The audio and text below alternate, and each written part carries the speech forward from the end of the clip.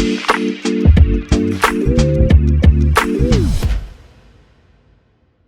right, we're back here on the Chase Thomas podcast, taping this on a Tuesday afternoon. First timer, Jake Louque is here. He's got the Baltimore Ravens look behind him. I'm colorblind, so I don't even know if that's Baltimore purple. It could be, may not be. It's a good setup. All Baltimore, all the time. It's a interesting next couple of weeks here with the Ravens. And in the interest of full disclosure, Jake, I had the Ravens in the Super Bowl before this season began. But right now, I think this is the most uncertainty I've had about the Ravens, and I imagine for you and the good folks who cover this team day in, day out, right? Yeah, no, it definitely it kind of has a similar feeling, Chase, to last year a little bit around this time when they had gotten out to an 8-3 start and things were looking good, but man, they were fighting an injury wave going all the way back to training camp, and it really just felt like it caught up to them in a big way last year, that is. And then right around this time, Lamar Jackson had a high ankle sprain, and that would wind up to be a season-ending situation. Now he's dealing with a knee injury that looks like a PCL sprain. I've seen anywhere from 2 to 4 weeks that he's going to be missing here, but you got to think that if he's going to be able to go, he's going to try and come back as soon as possible. But yeah, they're sitting there at 8-4. I try to be one of the more level-headed fanalists in a fan base that has gotten increasingly polarized the last couple of years, and try to reconcile with the fact that I think they probably are going to end up in the playoffs just with the way that the schedule is going to break out. But yeah, as far as a Super Bowl pick, I'm not really feeling that right now myself. So what is the latest? What does your gut tell you? And based on the reporting for Lamar, is he back? Because they said he might play this week, or it's like week to month. Like, what is that? Like, what is what is it? What's actually real there? Yeah, so it sounds like he's definitely not going to play this week. They've already signed Brett Hundley, who they've had in camp before. He's going to be either backing up or the third stringer, or maybe he's still on the practice squad while they're starting Tyler Huntley, not to be confusing there. But yeah, like Both I West said, Coast guys too. Yeah, exactly. Yeah, 2 to 4 weeks is kind of what it sounds like. And I think I would probably wager about 2 weeks, maybe take those 2 away games that you have off coming up here at Pittsburgh and at Cleveland, and then you return home. You've got a game against the Falcons and a game against the Steelers again. Then you got to go to Cincy for week 17. So maybe have him take these 2 games off, and if he can make it work for these final 3, then bring him back. But I don't know. It all kind of depends, because let's say they win these 2 games with Huntley, sort of, I wouldn't say out of nowhere, but surprisingly at Pittsburgh and at Cleveland, that really kind of opens you up to allow Lamar to continue to heal that thing as much as possible. So I guess a lot of possibilities on the table, but I'm expecting him to miss these next 2 games at least. But you'll probably be favored in both games, right? Could be. I mean, they've looked a little bit friskier the last couple of weeks, and when it's at Heinz Field or whatever it is, Acrisure Stadium. We're calling it Heinz Field. We're not doing whatever it is now. It's Heinz Field. Yeah, right. Yeah, that's a disgrace. But yeah, when you're at Heinz Field, we'll continue to call it.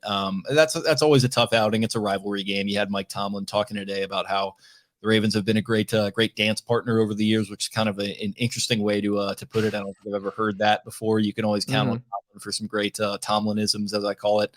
And yeah, that's going to be a tough one. You got Deshaun Watson coming back for, I guess that'll be his 3rd game when you go over to Cleveland on what's going to be not this Saturday, but the next Saturday. So yeah, it'll be tough, but I expect the lines will be maybe somewhere around a pick 'em, if not favored in the other direction, because you're talking about them being away games. I'm not excited. Is the Ravens game, me being a Falcons guy, I haven't double checked. Is that in Atlanta or is it in Baltimore? That's going to be in Baltimore. Okay, that's good, because if it was here the whole week, I'm getting asked Lamar to Atlanta, because that's like this weird thing on this, because the Falcons pursued Deshaun Watson this offseason, and we don't have to get into just why that was just awful. But I don't think because they pursued Watson that they're going to go all in for Lamar. And obviously Lamar's offseason is going to be a big, big talking point. And I'm sure you're getting ready for Ravens fans' panic meters to just go through the roof, because I think the best thing about Lamar, and I want to get your perspective on this as someone who watches him week in, week out, is just that, like, the rookie deal, those early years for Lamar is where you don't sign Lamar now. The point of Lamar Jackson is this window that he is currently in, where, I mean, what he did against the Titans a couple years ago in the playoffs in that run, where it's just, you can see it. You can see a Lamar heater where you can win a Super Bowl with Lamar right now.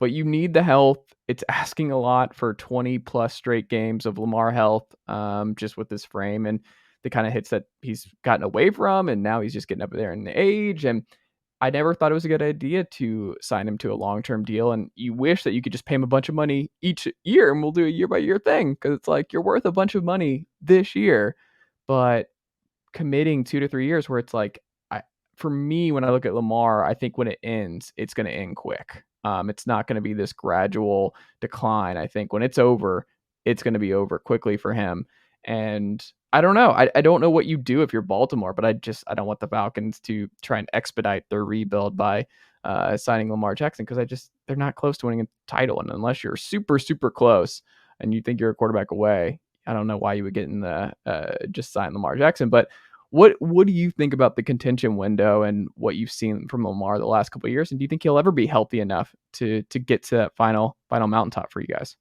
I hope so, and I think like there's maybe I think perceptions have maybe unfairly followed him a little bit. I think he's a good enough passer where he can hold up, and I think ultimately the comparison I've always made with him is I've expected a Cam Newton type of career, right? Hmm, 10, 12 years of like being a really good like top 10 type quarterback. He's about halfway through that time frame right now, so I yeah. can expect it can continue. He can continue to be the best athlete at the position in the league by a decent margin and still be really, really good. But yeah, I mean, you're right. Where they had trouble building around him already when he was on a cheap rookie deal.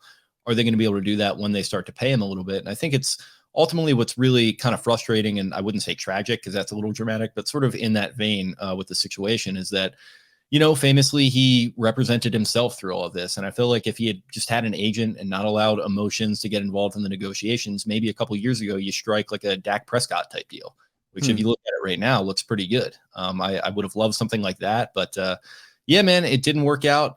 It feels like they're in a weird spot right now. Like if you watch his body language at the podium this year, it feels different than it was in years past, where he was just kind of this happy-go-lucky, you know, sort of. I wouldn't say a kid up there, but he had sort of this kind of boyish charm to him a little bit. This year, it's felt a little bit more serious. You can kind of feel the weight of the contract situation hanging over his head a little bit, and you can maybe feel some frustration around the fact that the offense hasn't really fired on all cylinders for him for over a year at this point, for a couple of different reasons, but what they've put around him, not the least withstanding. So yeah, not been the most fun time in that regard. Do you think he's back next year? I gut feeling tells me yes, he's going to play on the tag, and we'll see what Okay. happens there. Um, when you look at the Greg Roman stuff, he's in the mix for the Stanford job, ties there, obviously, with Harbaugh way back in the day. Would that be a positive for you and Ravens fans if Greg Roman gets the Stanford job? Are most Ravens fans excited about that? Or are you like, well, he does a lot for Lamar and this offense does a lot? The tight ends that have developed super well with Lamar. You just insert running back here. If they could also, if anybody could stay healthy in the backfield, this would be a much better situation. But like, I don't know. Are you okay with Greg Roman moving on if that were to be the case, or where are you at with Roman? Yeah, I think I definitely would be. Maybe I'm not the right person to ask as far as like gauging the fan base's temperature because it is downright vitriolic with a lot of these fans and him at this point. And Right. I think that's maybe a little dramatic. Like I look at what they did at wide receiver this offseason, and it just was not enough, just straight up. And you know, you look at this time last year, they actually did have some pieces at wide receiver, and the passing game looked pretty good, and that was with Roman at the helm. But it just feels like it's plateaued a little bit. Like I think he's done some really good things. I think he's gotten way too much hate over the course of his time here. I think the offensive coordinator is always going to be a very easy target for a fan base. I don't care if you're talking college or pro. You want to get behind your players. You want to get behind your quarterback. So if they're not playing well, then that's just kind of an easy scapegoat. And I think, you know, he's definitely plateaued. Like I said, it just feels like he brought a lot of great things in the run game, but you've had guys on staff under him for years now that you could turn the keys over to. I mean, you're obviously familiar with T. Martin. I see the Tennessee. Yeah. Yeah, he's on staff as the wide receiver coach. You can hand it over to him. You could hand it over to James Urban, who's been the QB coach here forever. He's probably familiar with all these running schemes that Roman bring to the table now, and then maybe they could turn the passing attack into something a little bit more modernized, a little bit more organized. And when you're talking about spacing and things that all these guys like Dan Orlovsky and you know people that break this stuff down for a living are kind of breaking down pretty regularly. I don't know. It's just a conversation that is just completely spiraled out of control. And for the sake of it ending, yeah, I'd be fine with him leaving. And you know, it's a very long time for an offensive coordinator to stay in one place 4 or 5 years at this point with him. That just doesn't really happen, whether it's they get fired or they get hired away. Pretty unique situation. And I think we're kind of seeing the point of diminishing returns being reached, and I'd be fine with moving on. Why why are they just so weird late in games? What's happening late in games and protecting leads that has been so problematic for Baltimore this year? It's interesting because I think two of the games that it's been maybe the most notorious was definitely the Dolphins game for one, Mhm. and Jags a couple weeks ago. And one thing that just isn't really talked about was with that Dolphins game, they just straight up didn't have the personnel on the field. Like Mhm. Marlon Humphrey was not on the field for that, and then he was kind of the common denominator for the Jags breakdown. He was not on the field for that either, and he's just a massive piece of what they do. And ultimately, it's just kind of one of those things where it's hard to say that you had some bad luck and some bad breaks. Fans don't really want to hear that. They want, accountability is the big buzzword. But they did have just some really weird shit happen to them. Sorry, I didn't know if I'm allowed to curse No, on yeah, here. go ahead, man. Yeah, just some weird bounces of the ball have occurred a little bit. But yeah, ultimately, there's also like there is a little bit of that in their DNA right now. Because when it happens once, that's one thing. When it happens again, like it did versus the Bills, when it happens again, like it does for the Giants, I think it does creep into your psyche a little bit. And maybe we saw that happen against the Jaguars. Maybe it kind of came back out a little bit. But ultimately, like since they had the big issues against the Dolphins and against the Bills, they've also closed games out, and no one's really talking about that. Which I Hmm. get it; it's not as good of a story. The fact that they have closed games out close against the Saints, against some of these other teams that they've had these big wins, the Buccaneers, it's looked better than I think they're given credit for in those wins. But yeah, I think it definitely came out a little bit in that Jaguars game, and it looked like it might come out last week, or I guess this past week against the Broncos, but that's another one that they closed out. So yeah, it's been weird not having personnel on the field. I think is a big part of it, but also it's something that it's a demon that they're going to have to continue to grapple with and exercise. And to their credit, I think they've done a better job of it than they've been given credit for the last couple of weeks. When you look at Cincy and they've turned the corner again this year, like in a fully healthy Baltimore team this year versus a fully healthy Cincinnati team, where do you lean in terms of who's better and more positioned to win the NFC or AFC? Excuse me. I got to go Cincy right now. I mean, they're the Hmm. trend team, definitely. They've got all the offensive pieces. I mean, they had all the offensive pieces, but they just weren't clicking on all cylinders to start the year. I think some of that goes into Zach Taylor. I think some of that goes into Joe Burrow's health stuff with I think his appendix is why he was missing practice Hmm. of training camp. It just took some time for them to gel, but ultimately they figured it out. The Ravens already beat them once, but the Ravens were kind of the trending team at that time. They've taken a little bit of a turn, though they're still winning games. And since he has kind of taken the turn in the other direction, and man, when you go 3-0 versus Patrick freaking Mahomes and your Joe Burrow, you deserve a lot of credit for that. And I think they've maybe got, I don't know if I'd say an easier schedule, but it's maybe about on par with the Ravens. And then they host that week 18 matchup against them at home. So, Yeah. the Ravens can Could that hang in. decide? That might decide the division. Yeah, it might. And if the Ravens can, it might even be over before that point, if you got to start Huntley for 2 games and you lose those 2 games on the road that I mentioned. But ultimately, yeah, it might come down to that game. And if I had to pick that game right now, and let's just assume that they have the same record and it's going to be for the division, I'd go with Cincy. They're just a trending team right now. Does this feel like a title team for you? Does this feel like this season is still, even with the injuries and everything else, that like you're telling Ravens fans on the pod, on the site, you're like, hey, look, injuries, late game stuff's been weird, but like this team can still absolutely win the title in the AFC. Because I feel like they're still the sleeping giant. Like everyone's talking about the Bengals turning the corner, the Chiefs and the Bills are right there, but I don't know. I think the Ravens are one of the 4 teams in the AFC. I had them before the year that can win the title, and I think they're still there. I don't know. Am I crazy? No, I don't think you are. We said it's interesting because we said on our pod, we did a little belated Broncos recap Mm, pod yesterday.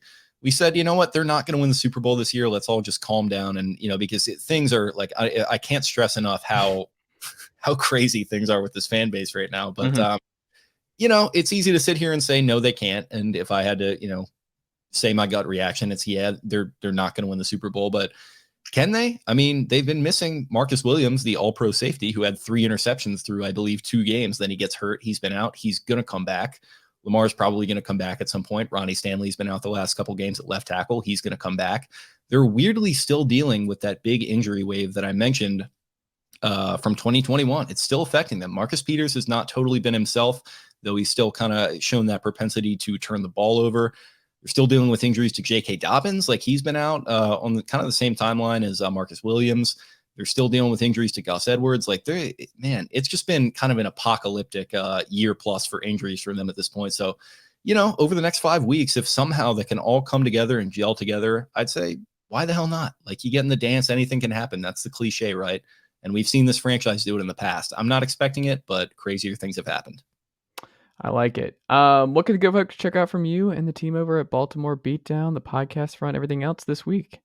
You can just check out our writing. We're probably going to be doing plenty of film review. My co-host Spencer does a lot of that stuff. So if you're into the X's and O's, he is one of the absolute best guys out there, bar none. I'd put him up against anyone. So check out Spencer Schultz's work as far as written and video stuff. And then Baltimore Beatdown podcast is where you can find us if you want to get a little bit more inside Baltimore Ravens perspective and some inside jokes as well. We like to keep it light and have some fun because, like I said, things are kind of crazy with the fan base and with the team right now. So we kind of gotta keep it light if we can.